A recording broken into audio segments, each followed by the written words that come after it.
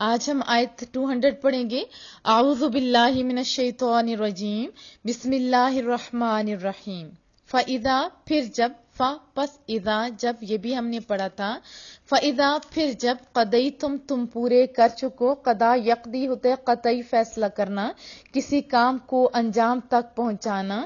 قَضَيْتُمْ تم پورے کر چکو، مناسککم مناسک منسک کی جمع ہے، اور منسک کہتے ہیں عبادت کو، اور جو حج ہے یہ تو عبادتوں کا مجموعہ ہے، نماز، روزہ، اور اس کے علاوہ بہت کچھ ہے، قربانی بھی اس کا حصہ ہے۔ جیسے ہم لوگ کہتے ہیں کہ ان الصلاۃ والنسک، وہ بھی تو یہی ورڈ بنتا ہے۔ بے شک نماز اور قربانی کس کے لیے؟ کریم رب کے لیے ہوتا ہے، اور ہم نے 196 آیت میں بھی ہم نے پڑھا تھا، من صیام او صدقۃ او نسک، یعنی روزے، خیرات یا قربانی۔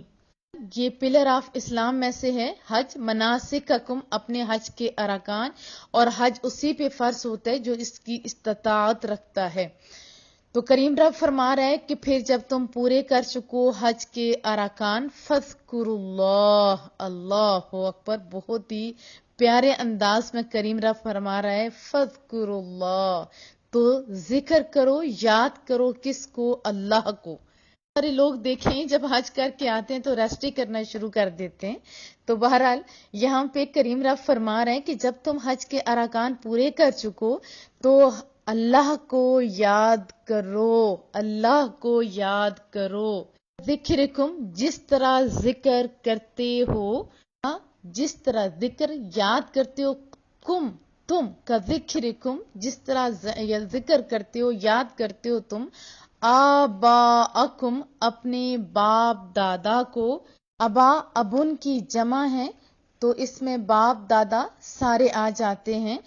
او، ویسے تو ہم نے یہ بھی پڑھا تھا او یا کو، یعنی چوائس کو کہتے ہیں، لیکن یہاں پہ او جو ہے جو چوائس کے لیے نہیں آیا، اختیار کرنے کے معنوں میں نہیں آیا، بلکہ یہ بلکہ ترقی کے لیے آپ کہہ سکتے ہو، یا بل کے معنوں میں آیا ہے۔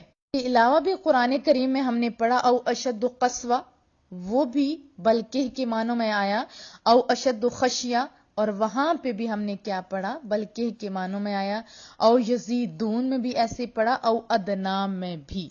اختیار کے معنوں میں نہیں، چوائس کے معنوں میں نہیں، جیسے او آر انگلش میں آر ہوتا ہے تو یا یہ کرو یا وہ کرو، نہیں، یہاں پہ معنی آیا ہے بلکہ کے، بل کے معنوں میں آیا ہے۔ شدہ شدت، زیادہ، اس سے بھی زیادہ، ذکر الہی کرو، اللہ کو یاد کرو۔ یہاں پہ کریم رب فرما رہا ہے کہ پھر جب تم پورے کر چکو حج کے ارکان تو اللہ کو یاد کرو جس طرح اپنے باپ دادا کا ذکر کرتے ہو، بلکہ اس سے بھی زیادہ ذکر الہی کرو۔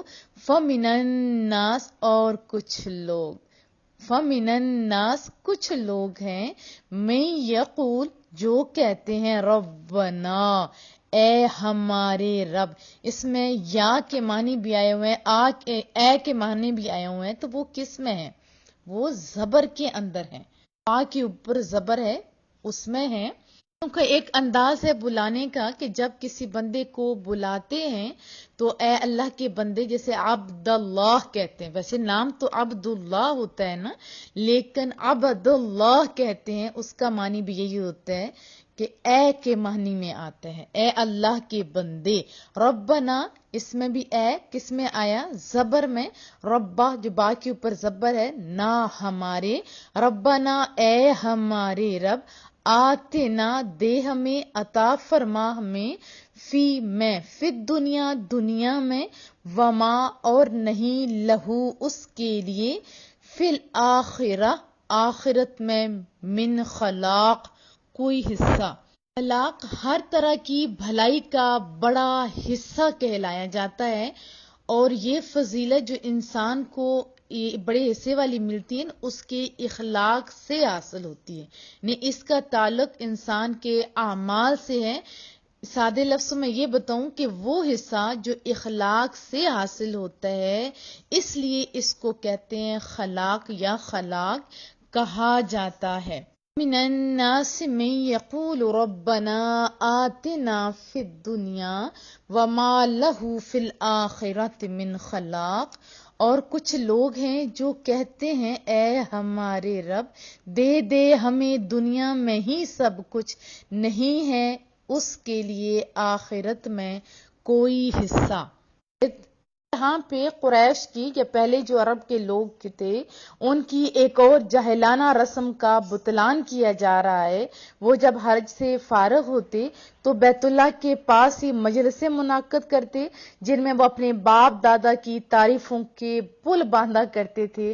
تو سونا رب کہہ رہا ہے کہ نہیں، ایسا نہیں کرو، بلکہ اپنے رب کریم کو یاد کرو جیسے اپنے باپ دادا کو ذوق اور شوق سے یاد کیا کرتے ہو، بلکہ اس سے بھی زیادہ اللہ کو یاد کرو۔ کیا حکم دے رہا ہے کہ فراغت حج کے بعد اللہ تعالیٰ کا کثرت سے ذکر کرو، اور اگلے جملے کے ایک معنی تو یہ بیان کیے گئے کہ اس طرح اللہ کا ذکر کرو جس طرح بچہ اپنے ماں باپ کو یاد کرتا ہے۔ کتنا پیار سے مالک نے سمجھایا، جس طرح بچہ اپنے ماں باپ کو یاد کرتا رہتا ہے۔ دوسرا معنی یہ ہے کہ جیسے ابھی میں نے بتایا کہ زمانہ جاہلیت میں ان کی جو عادت تھی، بیٹھتے تھے اور اپنے والدین کے تذکرے چھیڑ بیٹھتے تھے کہ میرا باپ بڑا مہمان نواز ہے۔ کوئی کہتا تھا کہ حج کے دنوں میں دوسروں کی اس طرح جو ہے سخاوت و شجاعت کے تحت وہ مدد کرتا ہے، کھانا کھلاتا ہے یا دوسروں کے کام آتا ہے وغیرہ وغیرہ۔ تو کریم را فرما رہا ہے کہ ایسی فضول باتوں کو چھوڑو، نہ شیخیاں بکھوئے رہو، بلکہ اللہ تعالیٰ کی بزرگیاں، بڑائیاں، عظمتیں اور عزتیں بیان کرو۔ سونا فرمایا کہ اللہ تعالیٰ کو یاد کرو، او اشد، بلکہ زیادہ سے زیادہ یاد کرو، جس سے تم اپنے والدینوں کے تذکرے کرتے ہو نا، اس سے زیادہ۔ رب ہمیں سمجھا رہا ہے کہ اللہ کا ذکر بکثرت کر کے دعائیں مانگو، کیونکہ یہ موقع قبولیت کا ہے۔ ساتھ ہی ان لوگوں کی برائی بھی بیان ہو رہی جو اللہ سے سوال کرتے ہوئے صرف دنیا مانگتے ہیں اور آخرت کی طرف نظریں نہیں اٹھاتے۔ فرمایا ان کا آخرت میں کوئی حصہ نہیں۔ ابن عباس فرماتے ہیں وہاں پہ لوگ ٹھہرتے عرب وغیرہ اسپیشلی، تو وہ کیا کہتے تھے، مولا کریمہ، جو دیہات کے لوگ ہوتے تھے کھیتیاں باڑیاں کرنے والے، وہ یہ مانگا کرتے تھے کہ مولا کریمہ بہت ساری بارش برسا دے، کیوں؟ تاکہ غلے بہت زیادہ ہوں، اور اسی طرح اولاد کی کثرت کے لیے دعائیں مانگی جاتی تھی۔ مومنین کی دعائیں تو دونوں جہانوں کی بلائیوں پہ مبنی ہوتی ہیں نا۔ رب نے کیا بتایا کہ یہ شہرت، یہ خود نمائی کی بیکار باتیں، اس کے بجائے کیا کرو، ذوق اور شوق کے ساتھ ذکر الہی کرو۔ بعض علماء یہ بھی کہتے ہیں کہ بلند آواز سے یا پست آواز سے جیسے بھی ہے ذکر کرو، یعنی اس آیت سے بلند آواز سے ذکر کرنا اور لوگوں کا اکٹھے مل کر ذکر کرنا دونوں ثابت ہوتے، کیونکہ عرب لوگ اپنے باپ دادا کا ذکر بلند آواز سے کرتے تھے اور مجمع میں کرتے تھے۔ فَمِنَ النَّاسِ مَن يَقُولُ، کچھ لوگ کہتے ہیں۔ تو اس آیت کی اس حصے میں بعد والی آیت میں دعا کرنے والوں کی دو قسمیں بیان فرمائی گئیں کہ ایک وہ کافر جو دنیا میں اور اس کی دعائیں بھی محض دنیا کے لیے ہی ہوتی ہیں، اس کا آخرت پر اعتقاد نہیں ہوتا۔ کیا فرمایا مالک نے، اللہ نے، کہ آخرت میں ان کا کوئی حصہ نہیں۔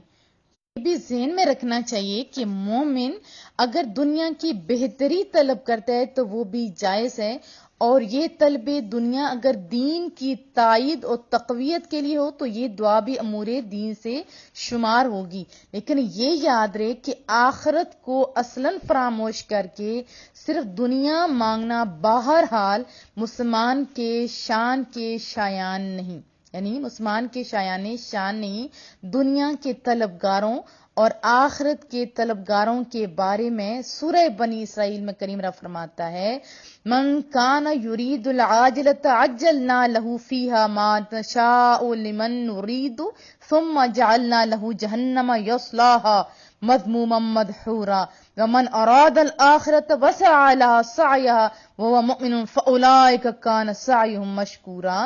اس کا ترجمہ یہ ہے کہ جو جلدی والی دنیا چاہتا ہے تو ہم جسے چاہتے ہیں اس کے لیے دنیا میں جو چاہتے ہیں جلد دے دیتے ہیں، پھر ہم نے اس کے لیے جہنم بنا رکھی ہے جس میں وہ مذموم مردود ہو کر داخل ہوگا، اور جو آخرت چاہتا ہے اس کے لیے ایسی کوشش کرتا ہے جیسی کرنی چاہیے اور وہ ایمان والا بھی ہو، تو یہی وہ لوگ ہیں جن کی کوشش کی قدر کی جائے گی۔ سوال مجھ سے کیا گیا تھا کہ ہم مسلمانوں کی نسبت اس وقت فلاح عامہ کے کام غیر مسلم زیادہ کر رہے ہیں، تو پھر ان کا کیا ہوگا؟ تو یاد رکھیے، انہوں نے جب لا الہ نہیں پڑھا، اپنی رجسٹریشن نہیں کرائی، تو ان کو آخرت میں حصہ کیسے مل سکتا ہے؟ دیکھو، دنیا میں اگر وہ اچھا کام کر رہے ہیں تو جیسے آپ تعریف کر رہے ہو ایسے لوگ بھی تعریف کریں، اللہ تو بڑا قدردان ہے، اللہ ان کو ریوارڈ دنیا میں ہی دے دیتا ہے۔ میں آپ کو ایک مثال سے سمجھاتی ہوں، جیسے کسی بندے کے پاس بہت نالج ہو، ٹھیک ہے، اور دوسرا کلاس کا باقاعدہ اسٹوڈنٹ ہو یا اس نے تیاری کی ہو، اس نے پیپر دینے ہوں، تو وہ کیا کرتا ہے کہ پہلے رجسٹریشن کرواتا ہے، اپنے خلاف فارم بھیجتا ہے، ایسا ہی کرتا ہے نا؟ تو اسی کو کمرہ امتحان میں بٹھایا جاتا ہے جس کی رجسٹریشن ہوئی ہوتی ہے، بھلے اسے کچھ آتا ہو یا نہ آتا ہو، ایسا ہی ہوتا ہے نا؟ ہاں، پوزیشن وہی لیتا ہے جس نے کچھ پہلے کام کیا ہوتا ہے یا جس کو یاد ہوتا ہے۔ تو جس کے پاس علم بہت زیادہ ہے لیکن اس نے رجسٹریشن نہیں کرائی، تو وہ بھلا کمرے امتحان میں ہی نہیں بیٹھے گا، اس کا رزلٹ کدھر سے آئے گا؟ اسی مثال ہے کہ جو مسلمان نہیں ہوتا، فلاح عامہ کے کام کرتا ہے، تو اس کو دنیا میں ہی حصہ ملے گا، آخرت میں اس کا کوئی حصہ نہیں ہے۔ اس طرح سورہ آل عمران میں بھی ہم پڑھتے ہیں، زُيِّنَ لِلنَّاسِ حُبُّ الشَّهَوَاتِ مِنَ النِّسَاءِ وَالْبَنِينَ وَالْقَنَاطِيرِ الْمُقَنطَرَةِ مِنَ الذَّهَبِ وَالْفِضَّةِ وَالْخَيْلِ الْمُسَوَّمَةِ وَالْأَنْعَامِ وَالْحَرْثِ ذَلِكَ مَتَاعُ الْحَيَاةِ الدُّنْيَا وَاللَّهُ عِندَهُ حُسْنُ الْمَآبِ قُلْ أَنُبِّئُكُم بِخَيْرٍ مِّن ذَلِكُمْ للذین اتقوا عند ربهم جنات تجری من تحتها الانہار خالدین فیہا وازواج مطہرہ ورضوان من اللہ واللہ بصیر بالعباد۔ لوگوں کے لیے ان کی خواہشات کی محبت کو آراستہ کر دیا گیا، یعنی عورتوں اور بیٹوں اور سونے اور چاندی کے جمع کیے ہوئے ڈھیروں اور نشان لگائے گئے گھوڑوں اور مویشیوں۔ پہلے تو گھوڑوں کی اور مویشیوں کی بڑی بات ہوا کرتی تھی، ابھی تو گاڑیاں اور ایروپلین ایٹسٹرا کی۔ بہرحال گھوڑوں اور مویشیوں اور کھیتوں کو ان کے لیے آراستہ کر دیا گیا۔ یہ سب دنیوی زندگی کا ساز و سامان ہے اور صرف اللہ کے پاس اچھا ٹھکانہ ہے۔ اے حبیب محترم صلی اللہ علیہ وسلم، تم فرماؤ اے لوگو، کیا میں تمہیں ان چیزوں سے بہتر چیز بتا دوں؟ سنو، وہ یہ ہے کہ پرہیزگاروں کے لیے ان کے رب کے پاس جنتیں ہیں جن کے نیچے نہریں جاری ہیں، ان جنتوں میں ہمیشہ رہیں گی اور وہاں پاکیزہ بیویاں اور اللہ کی خوشنودی ہے، اور اللہ بندوں کو دیکھ رہا ہے۔